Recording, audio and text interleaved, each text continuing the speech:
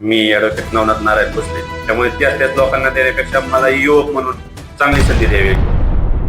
अजून कित्येक अद्यापर्यंत लोकांना नीट रेशनिंग मिळत नाही. नमस्कार. जिल्हा परिषद पंचायत समितीच्या महासंग्राम निवडणुकीमध्ये मी आता आलो आहे बारामती तालुक्यातील निमबूत आणि कांबळेश्वर या गटामध्ये. आता आपल्या समवेत आहेत जिल्हा परिषदसाठी इच्छुक असणारे उमेदवार ॲडव्होकेट नवनाथ भोसले. आता आपण त्यांच्याशी चर्चा करणार आहोत. नमस्कार. नमस्ते. मी ॲडव्होकेट नवनाथ नारायण भोसले, राहणार वानेवाडी, तालुका बारामती, जिल्हा पुणे.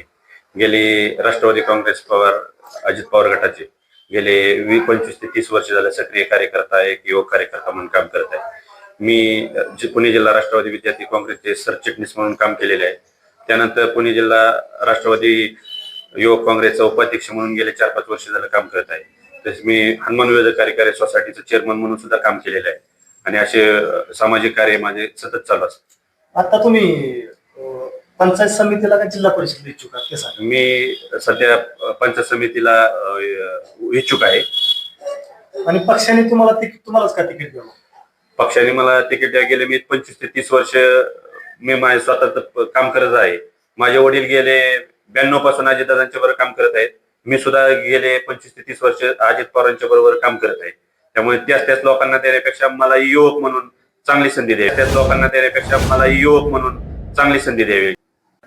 आता तुम्ही ज्या निमबूत गणामधून इच्छुक आहात पंचायत समितीसाठी, तिथले प्रश्न काय आहेत? मूलभूत लोकांचे प्रश्न काय? प्रामुख्याने पहिले प्रश्न आहे आरोग्याचा प्रश्न. एखाद्या कुटुंबावर किंवा एखाद्या याच्यावर संकट आलं तर त्याला प्रामुख्याने प्रश्न भेडवतो की आरोग्याचा. एखाद्या घरातल्या महिला असेल, युवक असेल किंवा आजारी पडला तर ते प्रामुख्याने आरोग्याचे प्रश्न कसे सोडवायचे किंवा अजितदादांमार्फत ते कुठली योजना बसते का, कुठली महात्मा फुले योजना असेल किंवा अन्य कुठल्या योजना असतील, ते कुठल्या योजना लोकांना अद्यापर्यंत माहित नाही. त्यामुळे लोकांचे सगळे त्यांनी ऑनलाईन फॉर्म भरलेत का नाही भरले हे महत्वाचा प्रश्न आहे. त्यानंतर महिला बचत गटाचा मार्फत जे महिला बचत गट आहेत त्या महिला बचत गटांमार्फत महिलांना जे काही कोणती मदत करता येईल तेवढी मदत करता येईल. आणि त्यानंतर ह्या माझ्या पंचायत समिती गणामध्ये जे रेशनिंग दुकान आहेत, अजून कित्येक अद्यापर्यंत लोकांना नीट रेशनिंग मिळत नाहीत. ते रेशनिंगचे मार्फत चांगला पुरवठा व्हावा त्याबाबत मी हे करेल, सुविधा सोडवेल. तसेच शेतकऱ्यांचे जे मूलभूत प्रश्न असतात की पंचायत समितीमार्फत जे खते, औषधं किंवा अवजारे मिळतात लोकांना अद्यापर्यंत माहित नाही की ते ऑनलाईन फॉर्म कसा भरायचा किंवा त्याचा फॉलोअप कसा घ्यायचा किंवा काय करायचं. अद्यापर्यंत त्या प्रश्नासाठी मी प्रामुख्याने प्रश्न मांडेल. तुम्ही आता शेतीविषयक सांगितले की लोकांच्या पर्यंत योजना पोहोचत नाही, म्हणजे इथून पाठीमाग शेतीविषयी काही योजना असतील ते शेतकरी पण पोहोचल्याच नाहीत का? कमी बहुत प्रमाणात ते लोकांपर्यंत पोहोचलेले आहेत, पण लोकांना अद्यापर्यंत माहित नाही ते ऑनलाईन झाले. ते पहिल्यांदा आपण त्या खरेदी करायचं डीलर कडून आणि त्यानंतर आपल्याला फॉर्म भरून द्यायचा ऑनलाईन. नंतर आपण डीलर मार्फत खरेदी करून पहिले आपण पैसे ते भरायचे, नंतर आपल्याला ते शासन आपल्याला अदा करते. हे लोकांना आतापर्यंत माहिती नाही. आता तुम्ही ह्याच्यामध्ये काम करत असताना सामाजिक कार्यामध्ये तुमचं काय योगदान आहे? मी सामाजिक काम करत असताना एक हातमदत सोशल फाउंडेशनच्या वतीने कोल्हापूर सांगली पूरग्रस्तांसाठी आम्ही 4 ते 5 ट्रक घेऊन प्रत्यक्ष स्थळावर जाऊन तिथे लोकांना प्रत्यक्ष जाऊन मदत केलेली आहे. तसेच 7 संवाद ग्रुप आहे. हजारो झाडं लावून ते जोपासण्याचा काम आजही आम्ही तो करत आहे.